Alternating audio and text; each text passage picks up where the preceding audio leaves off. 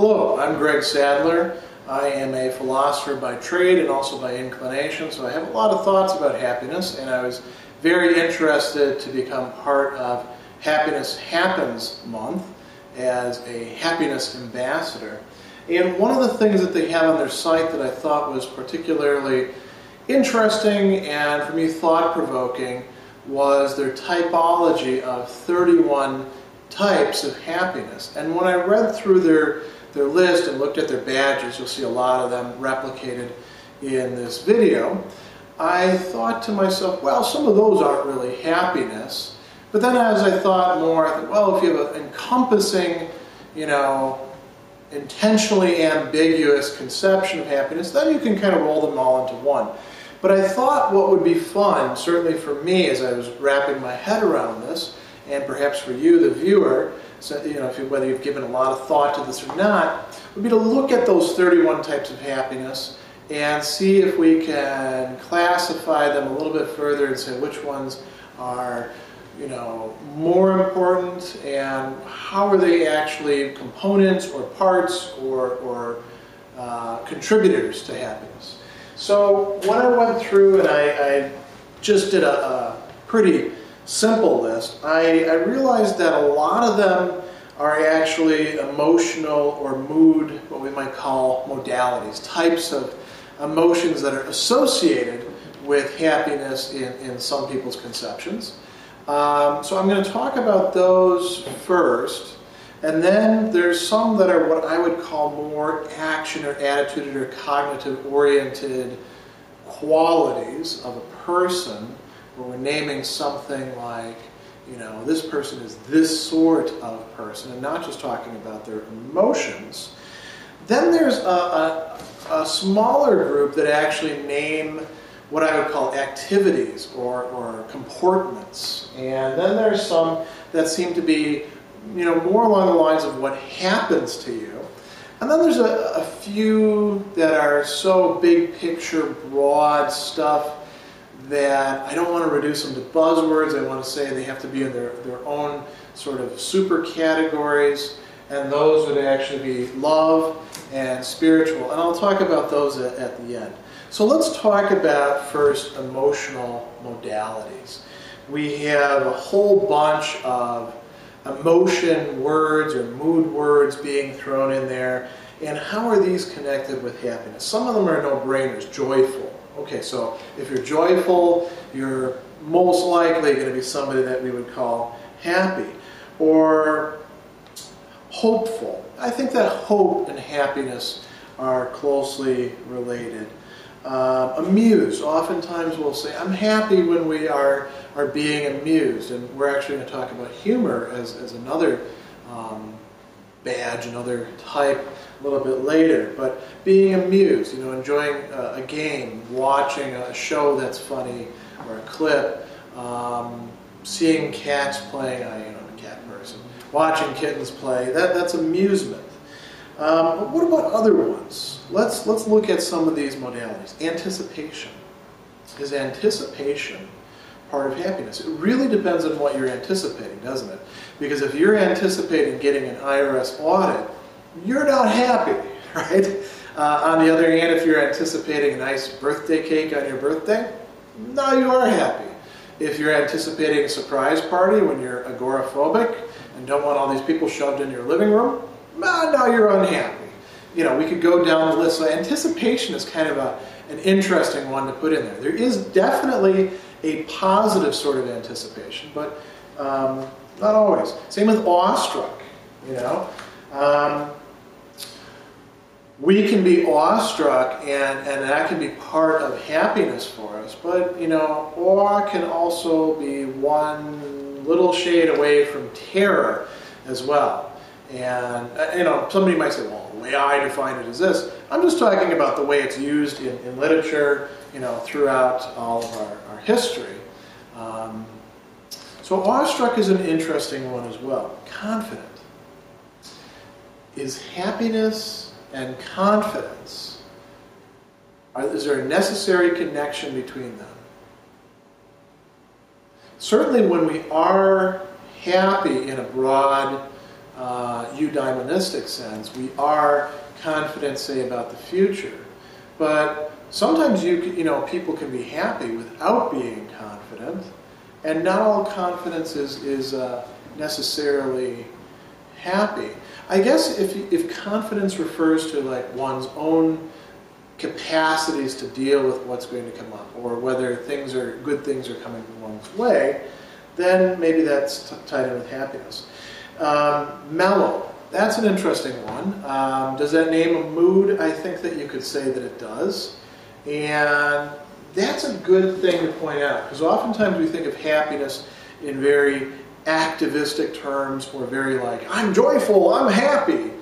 And, what is the kind of happiness that we have when we're just hanging out with old friends, or nobody else is in the room, we've come in from the rain, taken off the wet clothes, put on some nice, fresh, dry clothes, and we're just sitting in front of the fire, maybe reading a book, or, petting the dog or the cat, enjoying, a mug of coffee or cocoa or a beer. We're just being mellow. What about, when people go to listen to a band in a nice, beautiful environment, and nothing special is happening, but they're happy? That would be that mellowness, right? Relieved. That's an interesting one, because when you're relieved, it's because something bad was on the horizon, or something bad was already here, and now you remove that. And it's sort of like when you take off ankle weights, now you can jump a lot higher, you can run a lot faster. Relieved works like that. Is it really a happiness?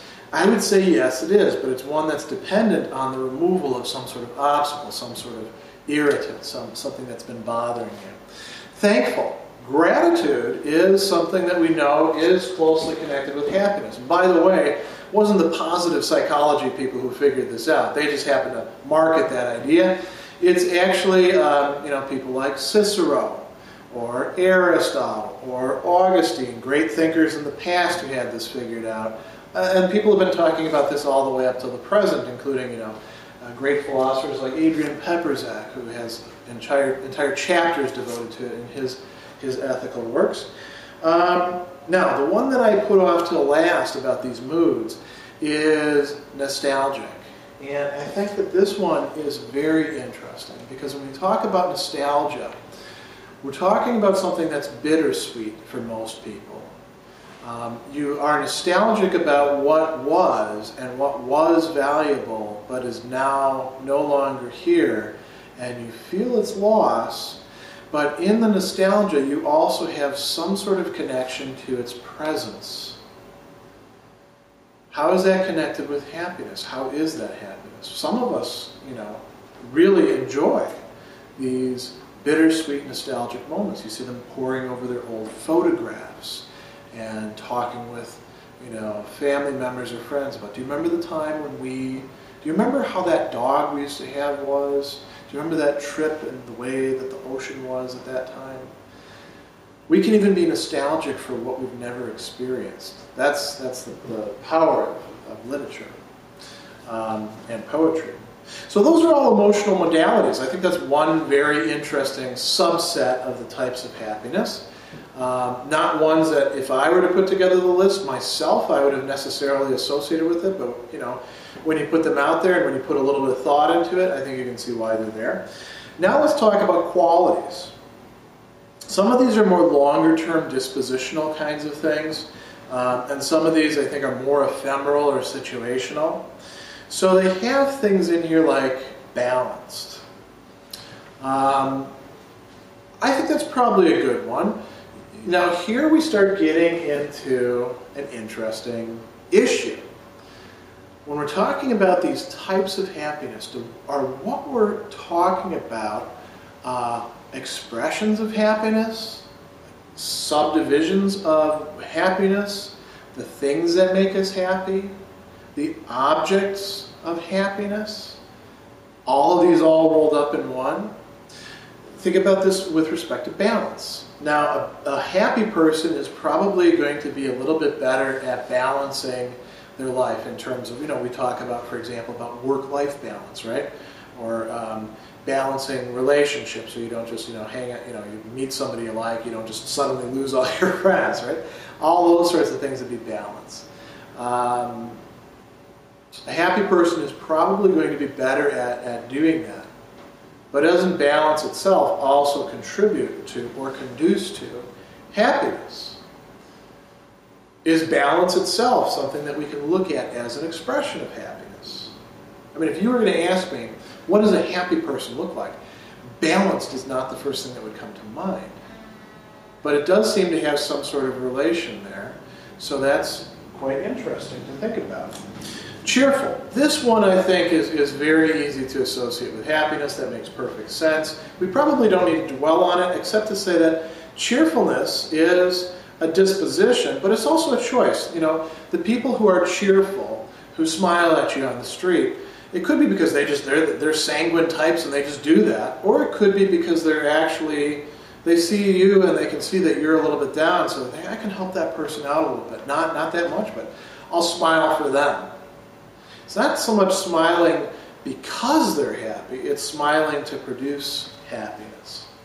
Content, being content with what you have, that is in many theories of happiness, that's a centerpiece of it. Honorable. Now that's not one that I would have said is a type of happiness, but it does make sense. Honor or respect or esteem, there's a lot of different words for it that we use. Being held to be valuable, a good person by other people is important to us. Now, to be honorable doesn't just mean to have that, it means to actually be the type of person who deserves that, who earns that. And that is likely to make a person into a happy person, to be honorable. There is a correlation there.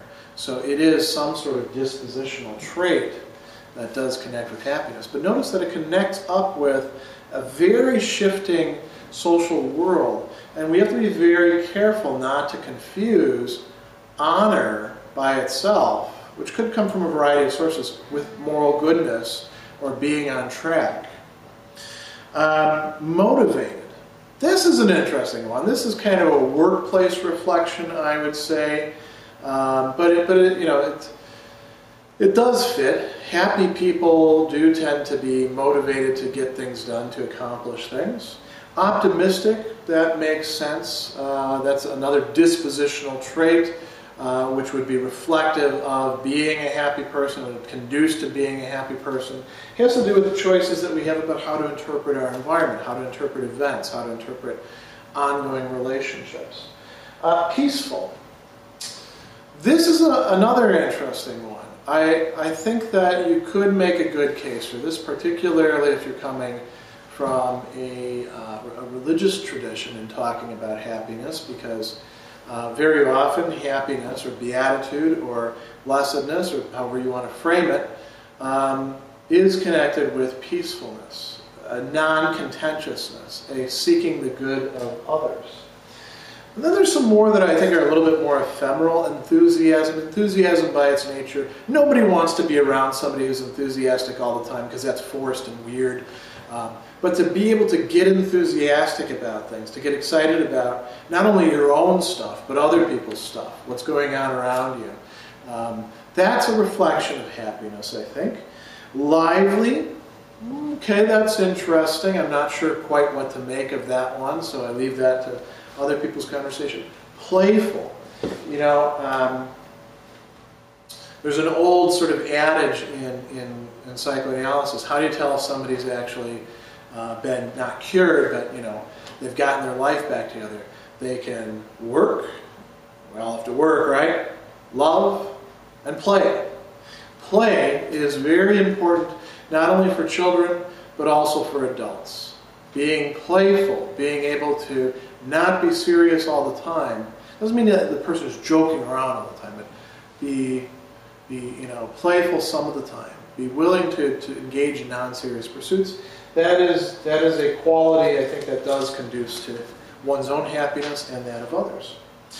Now let's talk about the category of activities. And here we're dealing with this paradox when we're thinking about these are types of happiness. How are they types of happiness? Because they lead to it, or because they're reflective of it, or they're produced by it. And I think that in a lot of these cases, it's a both and. So celebration, when it's genuine celebration, when there's actually something to celebrate, and you're not doing it all the time, and it's not just because it's Wednesday and you want to have a drink or something like that. Real celebration is, okay, that I see, that could be a type of happiness. Giving.